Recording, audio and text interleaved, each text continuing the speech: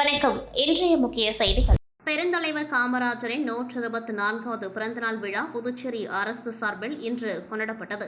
இதையொட்டி புதுச்சேரி காமராஜ் சாலை, அண்ணா சாலை சந்திப்பில் அமைந்துள்ள காமராஜரின் திருவுருவ சிலைக்கு துணைநிலை ஆளுநர் கைலாஸ்நாதன், முதலமைச்சர் ரங்கசாமி, சட்டப்பேரவைத் தலைவர் அன்பழகன், அமைச்சர்கள் ராஜவேலு, சிவக்கொழுந்து, சட்டமன்ற உறுப்பினர்கள் ஆறுமுகம், நேரு, வையாபுரி மணிகண்டன், அழகானந்தம், மோகன்தாஸ் ஆகியோர் மாலை அணிவித்து மலர்தூவி மரியாதை செய்தனர்.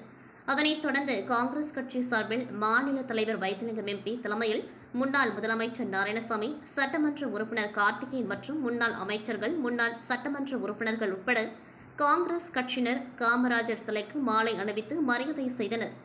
இதன் பின்னர் பல்வேறு அரசியல் கட்சியினர், பொதுநல அமைப்பினர் காமராஜர் சிலைக்கு மாலை அணிவித்து மரியாதை செலுத்தினர்.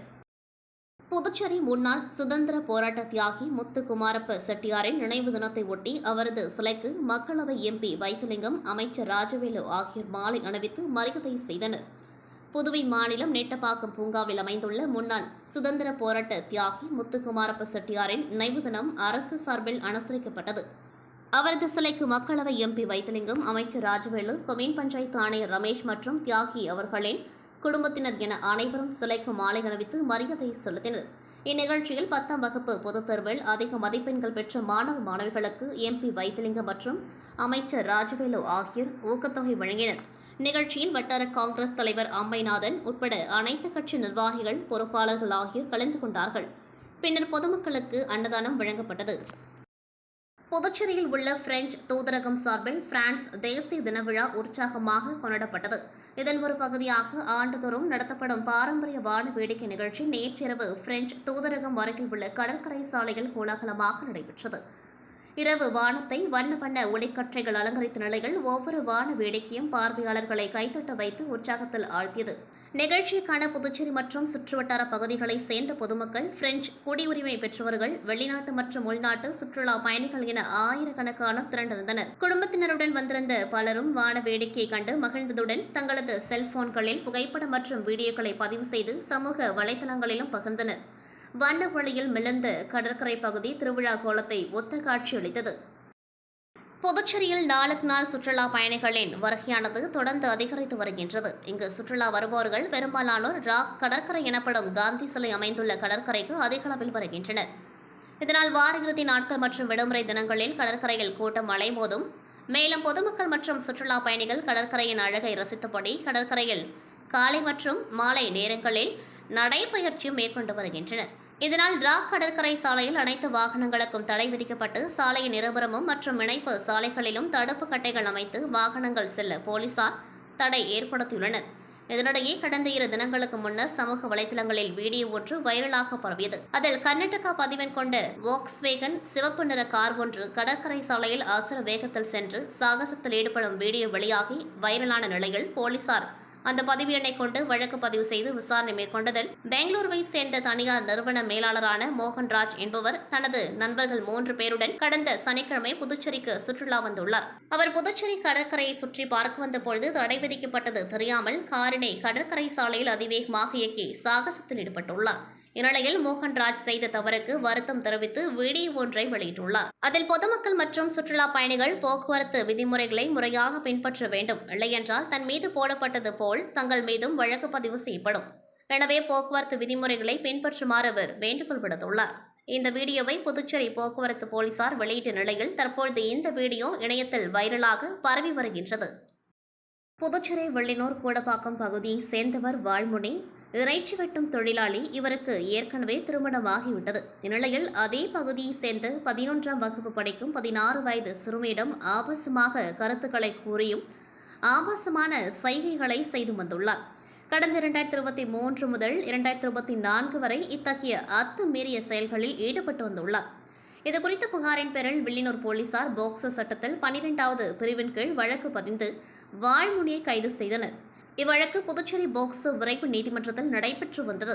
விசாரணை முடிவடைந்து நேற்று தீர்ப்பு வழங்கப்பட்டது. வழக்கினை நீதிபதி சுமத்தி விசாரித்து குற்றவாளி வாழ்முனிக்கு 3 ஆண்டு கடுங்காவல் சிறை தண்டனையும் ரூபாய் 5000 அபராதம் விதித்து தீர்ப்பளித்தார். மேலும் பாதிக்கப்பட்ட சிறுமிக்கு ரூபாய் 1 லட்சம் இழப்பீடு வழங்க அரசுக்கு நீதிபதி உத்தரவிட்டார். இவ்வழக்கில் அரசு தரப்பில் சிறப்பு அரசு வழக்கறிஞர் பச்சையப்பன் ஆஜரானார். புதுச்சேரி அண்ணா நகரை சேர்ந்த ஒருவர் தனது இருசக்கர வாகனத்தை இரவு வழக்கம் போல் வீட்டின் முன்பு நிறுத்திவிட்டு உள்ளே சென்றிருந்தார். இதனை நோட்டமிட்ட மர்ம நபர்கள் இருவர் யாருமில்லாத நேரத்தை பயன்படுத்தி மிகவும் சாதுரியமாக வாகனத்தை திருடி சென்றதாக கூறப்படுகிறது.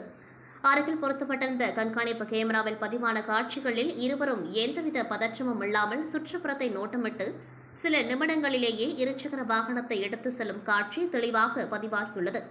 வாகனம் திருடப்பட்டதை அறிந்த உரிமையாளர் உருளின்பேட்டை காவல் நிலையத்தில் புகார் அளித்தார்.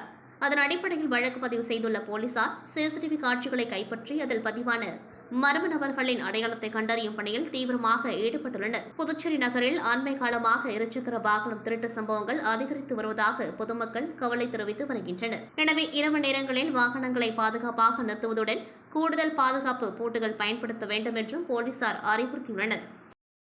உழவர்கரை தொகுதி சட்டமன்ற உறுப்பினர் நாராயணசாமியின் பிறந்த நாளை முன்னிட்டு தொகுதிக்குட்பட்ட கம்பன் நகர் பகுதியில் செயல்பட்டு வரும் கருணை இல்லத்தில் குழந்தைகளுக்கு மதிய உணவு வழங்கும் நிகழ்ச்சி நடைபெற்றது. இந்த நிகழ்ச்சிக்கு பாவனா நகர் ஆனந்தராஜ், செல்வம், வேலு, குமார், பாபு மற்றும் ஜெயந்தி ஆகியோர் ஏற்பாடு செய்திருந்தனர். சிறப்பு விருந்தினராக கலந்து கொண்ட சட்டமன்ற உறுப்பினர் நாராயணசாமி கருணை இல்லத்தில் உள்ள குழந்தைகளுக்கு மதிய உணவை வழங்கி அவர்களுடன் கலந்துரையாடி வாழ்த்துக்களை பெற்றார். தொடர்ந்து என்ஆர் காங்கிரஸ் நிர்வாகிகள் சார்பில் பாவனா நகர் ஆனந்தராஜ், செல்வம், வேலு, குமார், பாபு மற்றும் ஜெயந்தி ஆகியோர் சட்டமன்ற உறுப்பினர் நாராயணசாமிக்கு சால்வை அணிவித்து பூங்கொத்து வழங்கி பிறந்தநாள் வாழ்த்துக்களை தெரிவித்தனர். இந்த நிகழ்ச்சியில் என்ஆர் காங்கிரஸ் கட்சி நிர்வாகிகள், தொண்டர்கள் மற்றும் பொதுமக்கள் பலர் கலந்து கொண்டார்கள். புதுச்சேரி லாஸ்பேட்டை சட்டமன்ற தொகுதி என்ஆர் காங்கிரஸ் மற்றும் ஸ்ரீ சப்தகிரி அறக்கட்டளை சார்பாக கர்ம வீரர் பெருந்தலைவர் காமராஜரின் 124வது பிறந்த நாளை போற்றும் வகையில் லாஸ்பேட்டை சட்டமன்ற உறுப்பினரும் அமைச்சருமான சிவகொழுந்து தலைமையில் உழவர் சந்தை நேதாஜி சிலை அருகில் அன்னாரது உருவப்படத்திற்கு மலர் தூவியும் இனிப்புகள் வழங்கி மற்றும் பள்ளி குழந்தைகளுக்கு நோட்டு புத்தகங்கள், ஜாமெண்ட்ரி பாக்ஸ் வழங்கியும் சிறப்பாக கொண்டாடப்பட்டது. நிகழ்ச்சியின் ஏற்பாட்டினை ஸ்ரீ சப்தகிரி அறக்கட்டளையின் பொறுப்பாளர் ரமேஷ்குமார் செய்திருந்தார். அப்பொழுது ஊர் முக்கியஸ்தர்களும் கட்சி நிர்வாகிகளும் மகளிர் அமைப்பினரும் ஸ்ரீ சப்தகிரி அறக்கட்டளை நிர்வாகிகளும் மற்றும் பொதுமக்களும் கலந்து கொண்டார்கள்.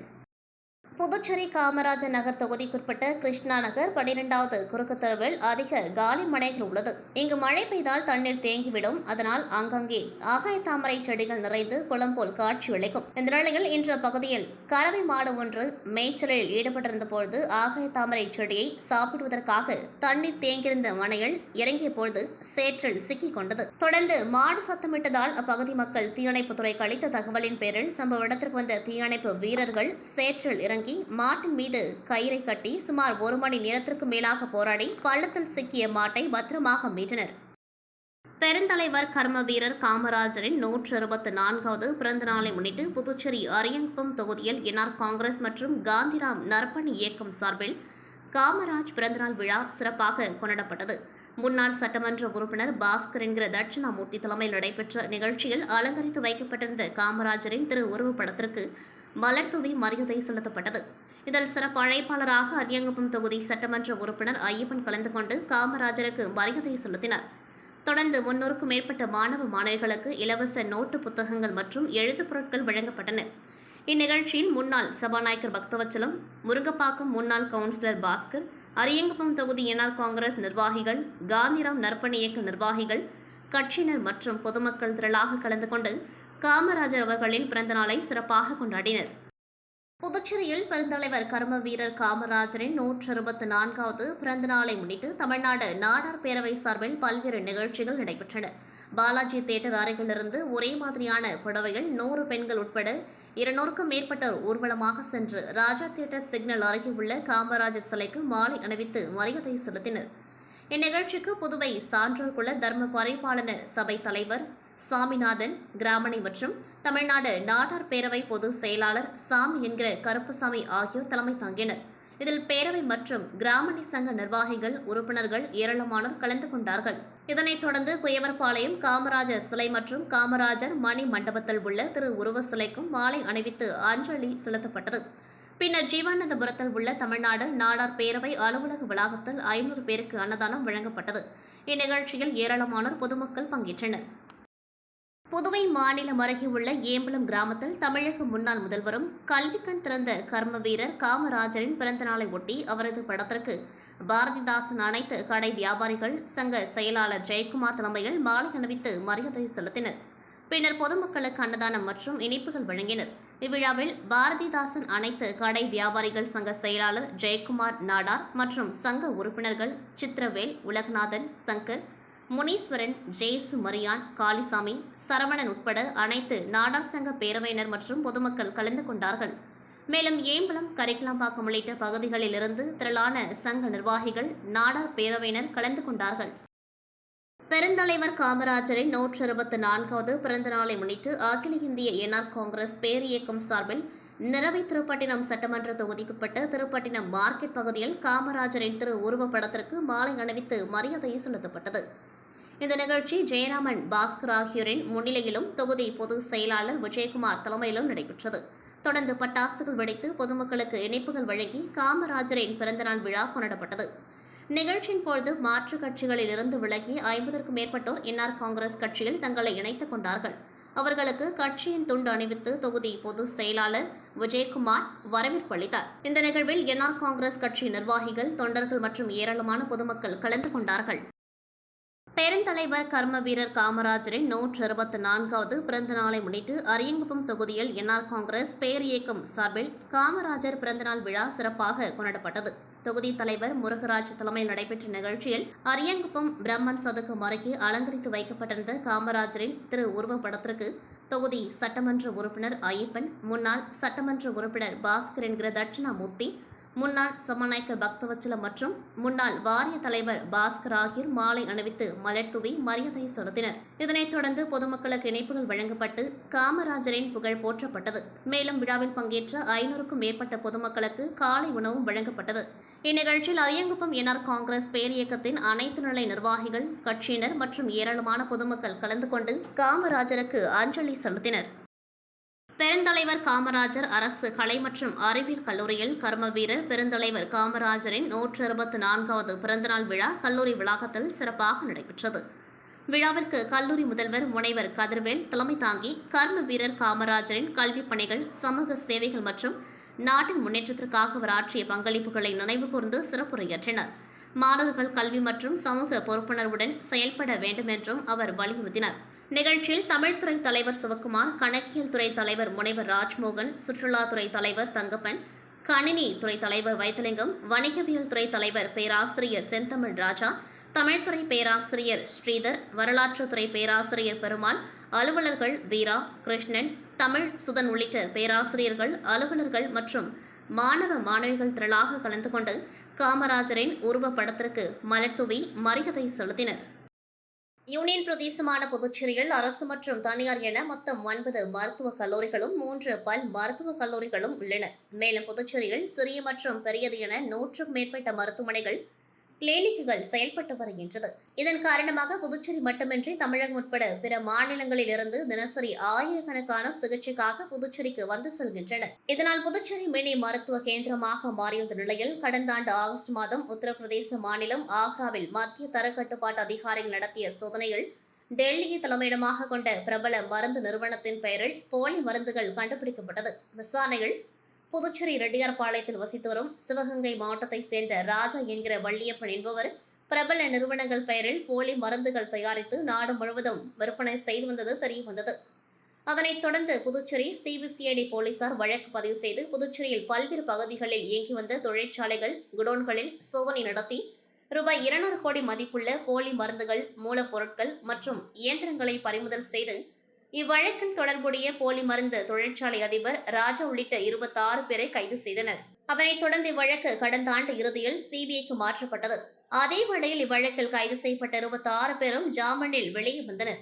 இந்த போலி மருந்து வழக்கில் சிபிஐ விசாரணை துவங்காத நிலையில் புதுச்சேரியில் மீண்டும் ஒரு போலி மருந்து தொழிற்சாலை சிக்கியுள்ளது. ராமேஸ்வரம் மண்டபம் கடல் பகுதியில் இலங்கைக்கு கடத்த முயன்ற பெருமளவிலான போலி மாத்திரைகளை கடலோர காவல் படையினர் பறிமுதல் செய்தனர். இந்த மாத்திரைகள் இமாச்சல பிரதேசத்தில் இயங்கி வரும் பிரபல மருந்து நிறுவனத்தின் பெயரில் போலியாக தயாரிக்கப்பட்டது என தெரியவந்தது.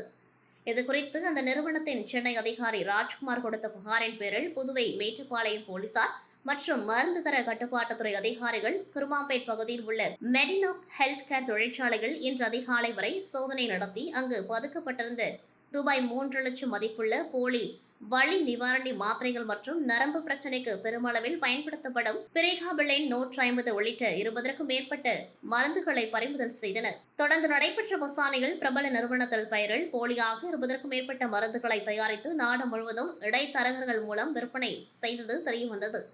மேலும் போலி மருந்து தொழிற்சாலை கடந்த 10 ஆண்டுகளுக்கு மேலாக ரகசியமாக நடத்தி வந்த உரிமையாளர் பிரபாகரன் என்பவரை போலீசார் கைது செய்து போலி மருந்து தொழிற்சாலைக்கு சீல் வைத்தனர். புதுச்சேரியில் அடுத்தடுத்து போலி மருந்து தொழிற்சாலை சிக்கி வருவது மக்களிடையே அச்சத்தை ஏற்படுத்தியதோடு புதுச்சேரி மருந்து தர கட்டுப்பாட்டுத்துறை அதிகாரிகள் புதுச்சேரியில் உள்ள மருந்து தொழிற்சாலைகளை ஆய்வு செய்யாமல் மெத்தனமாக செயல்படுவதுதான் காரணம் என சமூக ஆர்வலர்கள் குற்றம் சாட்டுகின்றனர். புதுச்சேரி மாநிலம் அரியூர்பேட் அருள்மிகு ஸ்ரீ ஏழை மாரியம்மன் கோவிலில் 47ஆம் நாள் மண்டல அபிஷேக விழா மற்றும் தமிழக அமைச்சர் புஸ்ஸி ஆனந்த் பிறந்தநாளை ஒட்டி சிறப்பு பூஜைகள் நடைபெற்றன. விழாவில் திருமணை தொகுதி எம்எல்ஏ சரவணன்குமார், முன்னாள் எம்எல்ஏக்கள் சாமிநாதன், பெரியசாமி உள்ளிட்டோர் கலந்து கொண்டு அம்மனை தரிசனம் செய்தனர். விழாவை ஒட்டி பக்தர்களுக்கு அறுசுவை அன்னதானம் வழங்கப்பட்டது. மேலும் 500 பேருக்கு வேட்டி, சேலை, துண்டுகள் மற்றும் 200 மாணவ மாணவிகளுக்கு நோட்டு புத்தகங்கள், பேனா, பென்சில் உள்ளிட்ட கல்வி உபகரணங்கள் வழங்கப்பட்டன. இந்நிகழ்ச்சியில் அறங்காவலர் குழுவினர், விழாக்குழு உறுப்பினர்கள், தமிழக வெற்றி கழக நிர்வாகிகள், ஊர் பொதுமக்கள் மற்றும் ஏராளமான பக்தர்கள் கலந்து கொண்டு அம்மனை வழிபட்டனர்.